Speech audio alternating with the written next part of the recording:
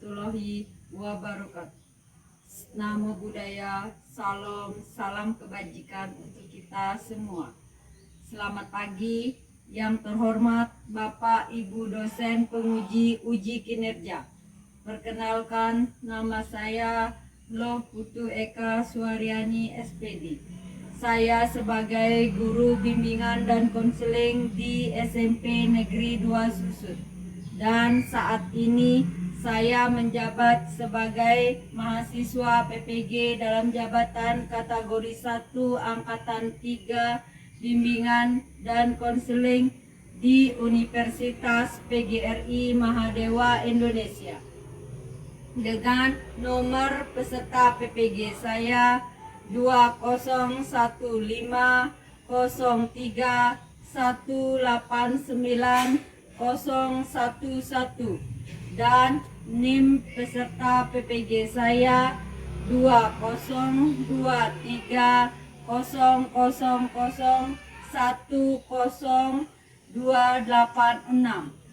Pada hari ini, Senin 4 Maret 2024, saya akan melaksanakan uji kinerja dengan layanan konseling individu menggunakan pendekatan behavioral teknik kontrak perilaku untuk meningkatkan kedisiplinan siswa di SMP Negeri 2 Susut.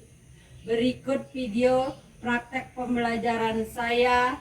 Selamat menyaksikan dan terima kasih. Om Santi Santi Santi Om.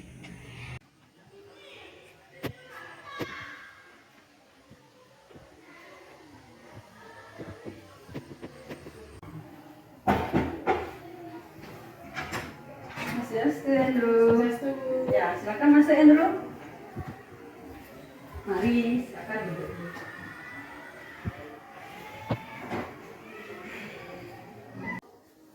Andrew, bagaimana kabarnya hari ini, Andrew?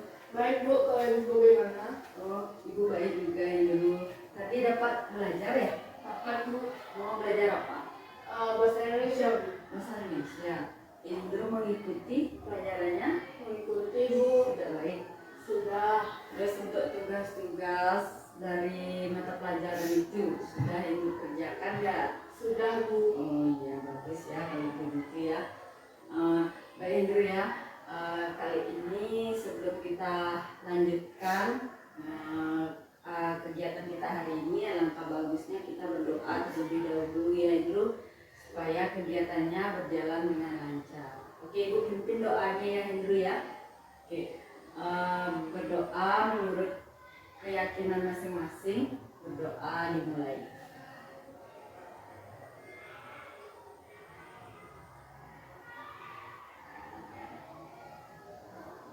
Berdoa dicukupkan.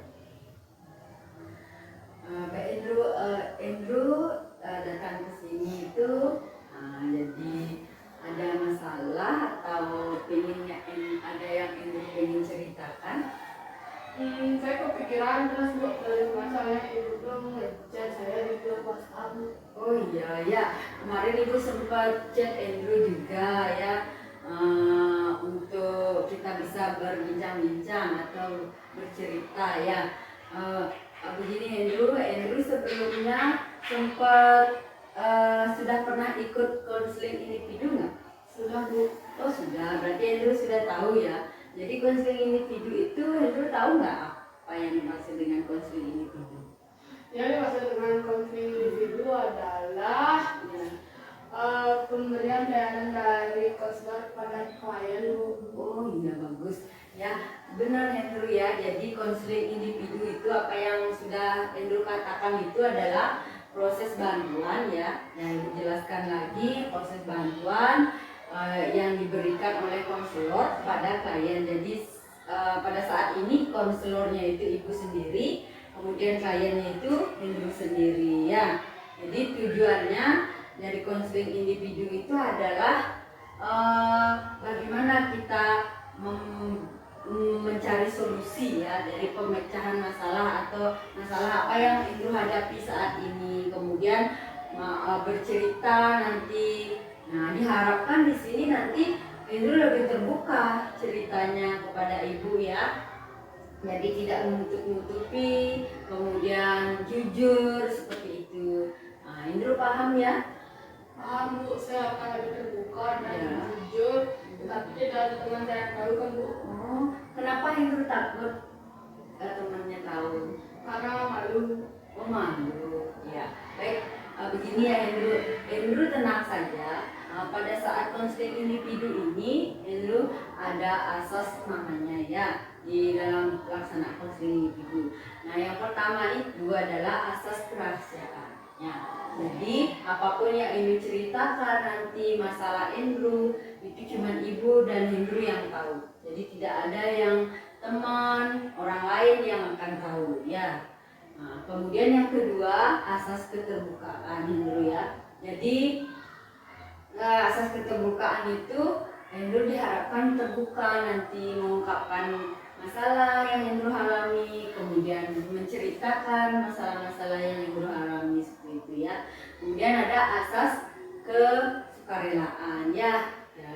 Indro tanpa ada paksaan menceritakan masalah Indro ya. Jadi Indro secara sukarela menceritakan secara terbuka seperti itu ya, tidak ada tanpa paksaan apapun. Itu Indro bisa dipahami ya Indro? Sabu. Baik, baik Indro ya, karena kita itu sudah tadi menjadikan asas ya, asas apa saja yang ada di konseling individu. Nah sekarang kita sepakati dulu Indro waktunya ya, dalam konseling individu ini waktu yang tepat itu mungkin untuk Indro nanti menceritakan masalah Indro.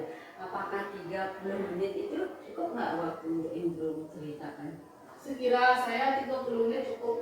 Oke, cukup ya. Jadi kita sepakati waktu kita 30 menit ya Indro ya.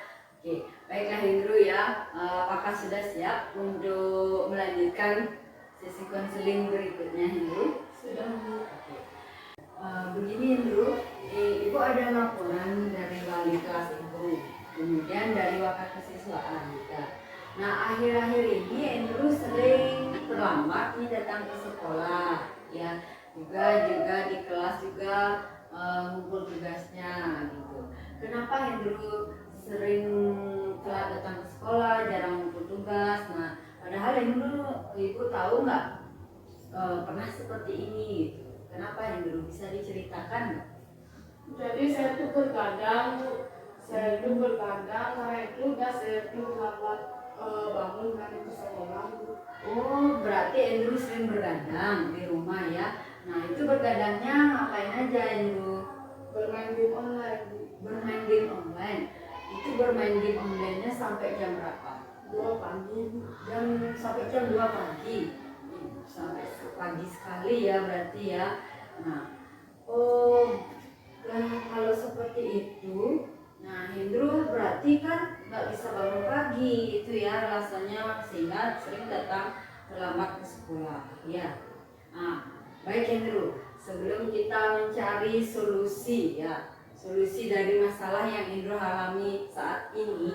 Nah, ini sekarang Ibu ada sebuah video nih ya, sebuah video yang akan Ibu tayangkan untuk Indro. Nah, nanti dari video itu apa yang akan Indro dapatkan atau petik nanti coba Indro simak ya video itu ya. Baik, silakan Indro.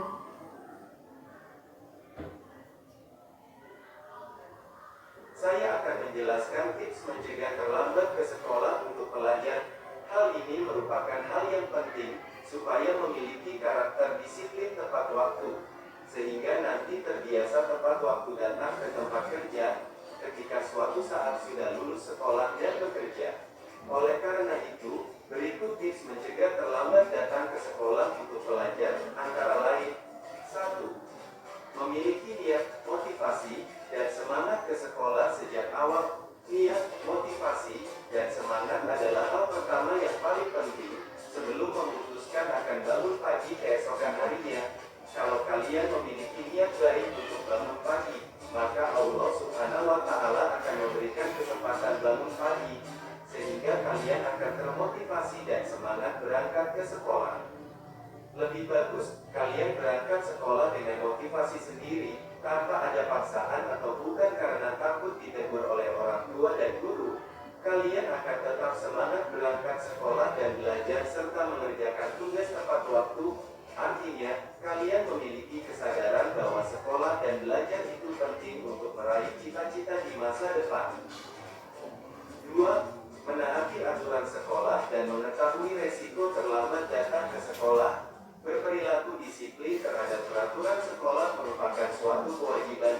Kalian akan lebih mengetahui mengenai resiko yang akan diperoleh apabila terlambat datang ke sekolah, yaitu ditegur oleh guru atau orang tua, tidak bisa mengikuti kegiatan belajar mengajar, KBM, dan hukum lainnya yang diterapkan di sekolah kalian, sehingga akan ketinggalan materi pembelajaran dan tugas mata pelajaran.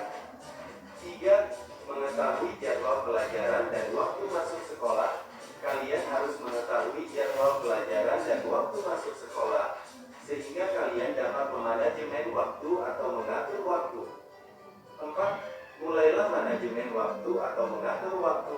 Salah satu cara supaya tidak terlambat dengan memanajemen waktu atau mengatur waktu sebaik mungkin, sebaiknya kalian membuat jadwal atau agenda untuk aktivitas sehari-hari sesuai dengan jadwal mata pelajaran di sekolah. Misalnya, malam hari kalian belajar atau mengerjakan tugas mata pelajaran selama 1 jam. Setelah itu mempersiapkan kebutuhan sekolah yang akan dibawa besok ke sekolah. 5. Memperkirakan waktu tempuh dari rumah ke sekolah. Kalian harus memperkirakan waktu tempuh dari rumah ke sekolah. Contohnya, dari rumah ke sekolah dengan waktu tempuh 20 menit, sedangkan masuk sekolah jam 7 pagi, berarti kalian harus berangkat ke sekolah jam 6 pagi, bertujuan untuk menghindari kemacetan, sehingga ke sekolah sampai jam 6 lebih 20 menit, artinya ada 40 menit sebelum masuk sekolah. Waktu tersebut dapat digunakan untuk sarapan, apabila belum sarapan, melaksanakan tiket kebersihan kelas, membaca buku pelajaran tentang materi yang akan dibahas, dan dengan berangkat jam 6 pagi, meskipun di jalan macet, kalian tetap tidak terlambat ke sekolah. Artinya, kalian lebih baik menunggu bel berbunyi masuk sekolah, sudah berada di kelas atau sekolah. 6. Melakukan persiapan kebutuhan sekolah di malam hari. Salah satu penyebab terlambat ke sekolah yang paling sering adalah karena kurangnya persiapan. Melakukan persiapan di malam hari, contohnya alat tulis, buku, pensil, topi, dasi, sepatu, pakaian, menyetrika seragam sekolah, dan sebagainya. 7. Jangan begadang dan mulai tidur jam 9 malam. Begadang sudah pasti mengakibatkan kalian bakal telat bangun tidur. Karena masih mengantuk dan tubuh terasa kurang fit, otomatis kalian akan terlambat ke sekolah. Kalian lebih baik untuk membiasakan tidur mulai jam 9 malam dan sebelum tidur meminum air putih terlebih dahulu, sehingga kalian akan mudah bangun di pagi hari karena ingin buang air kecil. Ingat kata Bang Haji Roma Irama, jangan begadang. Kalau begadang karena ada perlunya saja. 8. Oke, dulu ya. Dari video yang sudah Ibu tayangkan tadi itu, kira-kira apa yang dapat Indro petik dari makna video tadi itu? Nah, karena Indro sering terlambat datang ke sekolah itu ya, dari video tadi itu. Yang dapat saya petik dari video tersebut adalah tips untuk bangun pagi, Bu. Oke, bagus ya Indro, tips untuk bangun pagi. Nah, oke, kita coba bahas satu persatu ya. Tadi itu yang pertama itu apa saja? Memasang alarm. Oke, memasang alarm. Pernah nggak Indro lakukan itu di rumah pada saat mungkin malam hari itu Indro memasang alarm dulu, kemudian supaya bisa paginya bangun. Pernah nggak Indro lakukan itu? Pernah, Bu. Pernah. Bisa nggak Indro bangun pagi? Bisa, Bu. Setelah alarmnya hidup, saya itu sudah habis saya matikan alarmnya tersebut, Ya. saya tiduran. Oh, berarti pernah Indro lakukan, cuman Indro tidur lagi. Berarti ini kan tidak bisa menjadi solusi ya Indro ya. Nah, Indro memasang alarm, tapi tapi setelah alarmnya hidup ya, terus Andrew bangun, Andrew matikan lagi, Andrew tidur lagi ya, itu tidak menjadi solusi ya yang pertama. Kemudian yang kedua apa lagi? Menyuruh teman untuk menelpon setiap paginya, Bu. Oh, menyuruh atau suruh teman membantu untuk menelpon atau memiskol Andrew ya, untuk membangunin. Pernah Andrew lakukan itu? Pernah, Bu. Oh, pernah. Yang sering nelpon Andrew itu siapa sih? Ade sama Depan. Oh, Ade sama Depan. Terus gimana? Pernah kalau Andrew lakukan itu, bisa Andrew bangun? Bisa, Bu. Oh, kenapa ya? Jadi ibu pengen tahu kenapa Ade sama Depan itu bisa bangun pagi. Terus Andrew kenapa tidak susah seperti itu? Mungkin Ade sama Devanya itu bangun pagi karena sering membantu orang tuanya untuk berdagang, Bu, di pasar. Oh gitu. Terus Andrew pernah nggak ikut membantu orang tua pagi-paginya? Belum pernah sih. Oh belum pernah. Nah itu ya. Jadi itu juga ya Andrew ya salah satu. Nah jadi kita contoh itu ya Ade sama Depan. Nah niatnya sudah baik, sudah bagus ya. Yang pertama mau membantu Andrew. Tiap hari membangunin Andrew ya. Nah kan sama-sama juga Ade sama Depan juga profesi orang tuanya sama sebagai pedagang. Nah itu perlu dicontoh Andrew ya. Supaya kita bisa mencontoh temannya seperti itu, mau bangun lebih pagi sehingga tidak terlambat lagi datang ke sekolah ya. Sekiranya Andrew ya, jadi pagi itu sebelum berangkat itu ya usahakan, nah kalau bisa ini ya bantu orang tua sedikit aja gitu kan. Nah itu, kemudian sebelum Andrew gini ya, dibangun oleh Ade dan Depan juga kan. Nah itu kan ada gini nih, ada ibu masih ya. Nah kemudian ayah. Nah kemudian Hendro punya kakak nggak? Punya. Terus paginya ibu sama ayah Hendro nggak pernah membangunin nggak? Tidak, Bu, karena ibu dan ayah saya itu bekerja di pasar dan udah bangun dari jam 2 pagi, Bu. Oh berarti ibunya Hendro bekerja sebagai pedagang, ini pedagang di pasar itu. Berarti bangun paginya itu pagi-pagi sudah pasar ya, seperti itu. Kemudian bapak ayah juga ikut ya. Kemudian kan ada kakak nih, kakak Hendro itu masih sekolah nggak? Masih, Bu. Oh sekolah di mana? Di SMA 1 semester 2. Oh masih SMA ya. Berarti kan bangunnya harus pagi-pagi juga untuk sekolah. Kakaknya gimana? Bisa bangun pagi? Bisa, Bu. Oh bisa. Pernah nggak membangunin Hendro? Pernah, Bu, tapi itu saya malah tidur lagi, Bu, habis dibangun. Oh berarti kakaknya sudah membangun Hendro sudah ya. Sudah ada usaha. Tapi Hendro ketika dibangunin mungkin kakaknya tidak mau bangun Hendro ya. Nah itu menyebabkan mungkin kesel jadinya kakaknya nggak pernah jadi membangun Hendro begitu ya. Oke, baik Hendro ya. Nah sekarang begini ya Hendro, dari apa yang sudah Hendro ceritakan ke ibu ya. Jadi Hendro tadi bilang itu masalah Hendro, kemudian solusinya ya Hendro bisa bangun pagi, ada teman yang mau membangunin Hendro ya setiap pagi, menelpon Hendro. Nah itu sudah bagus sekali ya Hendro, sehingga Hendro mampu ya mengolah pikiran Hendro untuk bangun pagi. Ada temennya bangun ya, ada temennya rajin, kita ikuti yang seperti itu. Itu caranya ya Hendro ya. Dari tips-tips yang sudah ibu tayangkan itu Hendro coba ke depannya ya. Ke depannya apapun itu, nah kurangi bergadang Hendro ya. Kurangi, biasanya Hendro tidurnya jam 1. Nah sekarang kurangi sedikit demi sedikit. Nah tidur lagi jam 12 atau jam 11 lah dulu ya, sehingga paginya itu Hendro bisa bangun lebih awal, tidak terlambat datang ke sekolah ya, seperti itu. Hendro bisa memahami ya, bisa dimengerti ya apa yang Ibu sudah sampaikan ke Hendro? Bu, saya tuh akan membuat komitmen agar Iya. saya tuh bisa bangun pagi dan tidak bergadang. Oke, bagus sekali ya Hendro ya.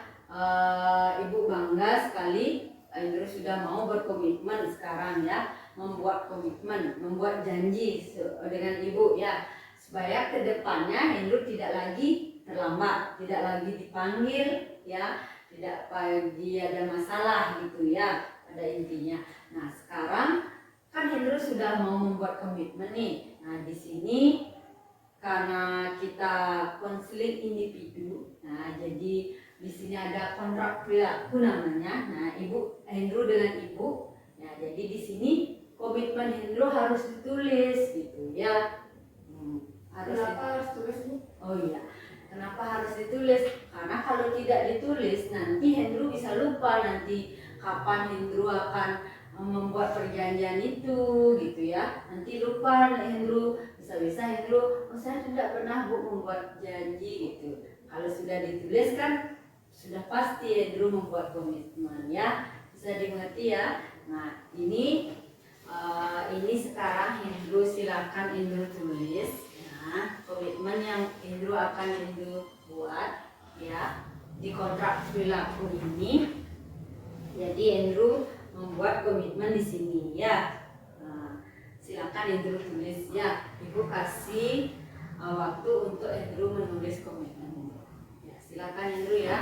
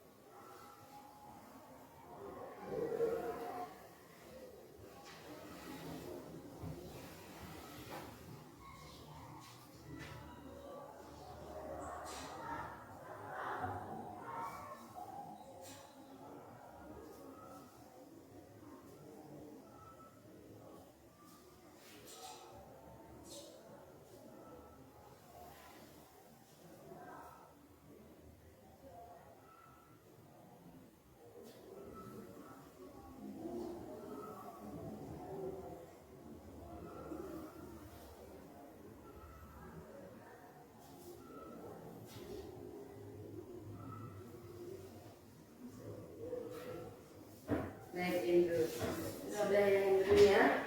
Ya, sekarang Hendro tanda tangani dulu di sini ya.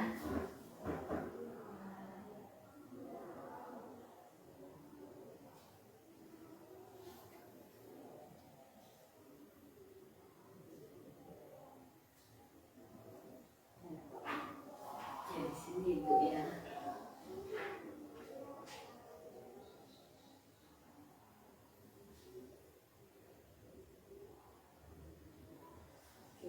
Coba sekarang Hendro bacakan apa yang kontrak perilaku, apa yang sudah Hendro buat.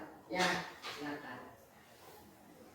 Saya, Hendro, pada tanggal 4 bulan 2 2024 menyatakan bahwa saya setuju melakukan hal-hal di bawah ini. 1. Tidak bergadang. 2. Tidak bermain game online. 3. Bangun lebih awal. Usaha saya dikatakan berhasil jika saya berhasil melakukan kegiatan di atas. Apabila saya berhasil melakukannya, saya akan membeli kue kesukaan saya. Dan jika saya gagal, saya tidak akan membeli kue kesukaan saya. Tanggal berarti kontak 11 ya, bulan 2 2024.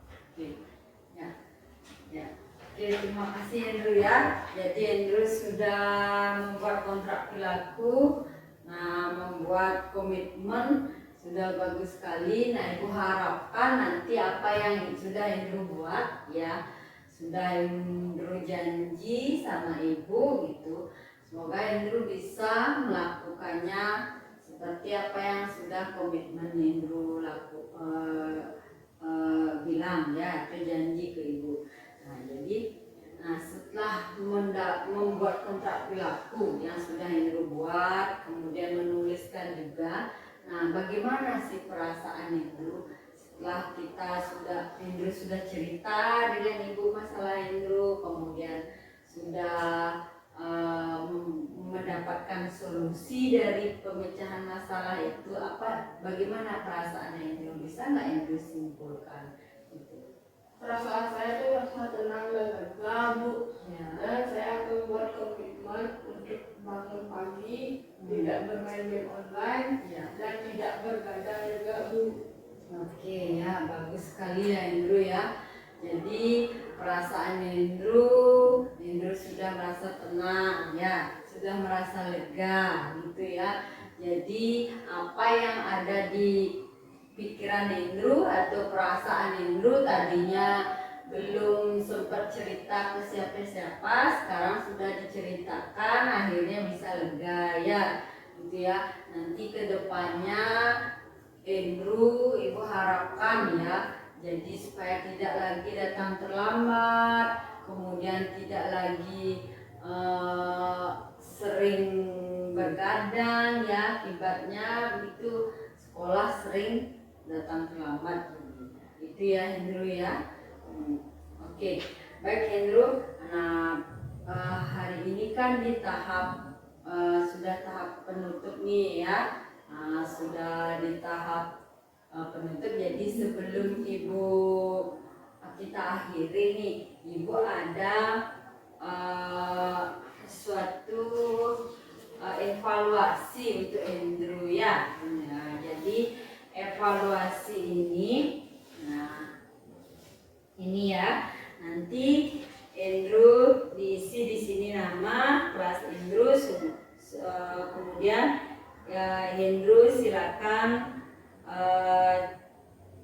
centang ya sesuai yang di pernyataan ini ya. Bisa dimengerti ya Andrew ya. Silakan ya Andrew, ibu kasih waktu ya.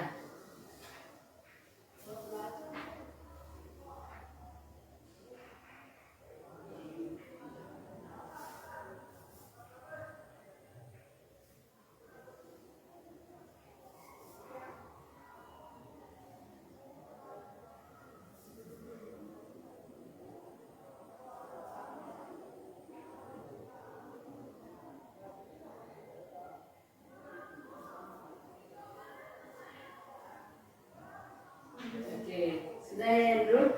Nah sekarang ini ada lagi satu Andrew tentang kepuasan konseling terhadap proses konseling individu ya. Nah silakan Andrew, sudah ada juga aspeknya apa, silakan Andrew isi ya. Silakan Andrew.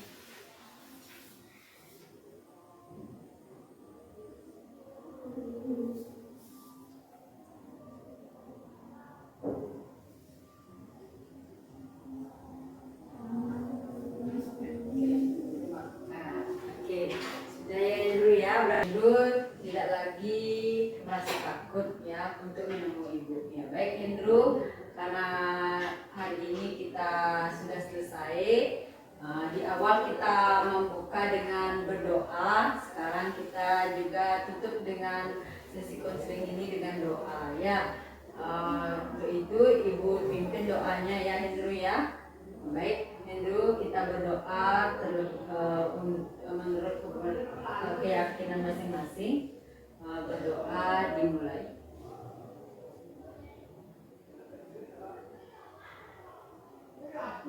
Berdoa dicukupkan. Baik Andrew, terima kasih ya Andrew ya sudah hadir ke ruangan ibu ya.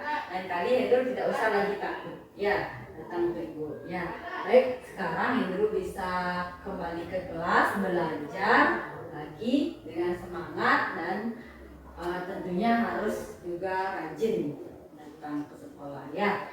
Oke, bisa dimengerti ya Hendro ya? Seru. Ya, silakan sekarang bisa kembali ke kelas ya Hendro. Baik Hendro, silakan. Selamat pagi Hendro.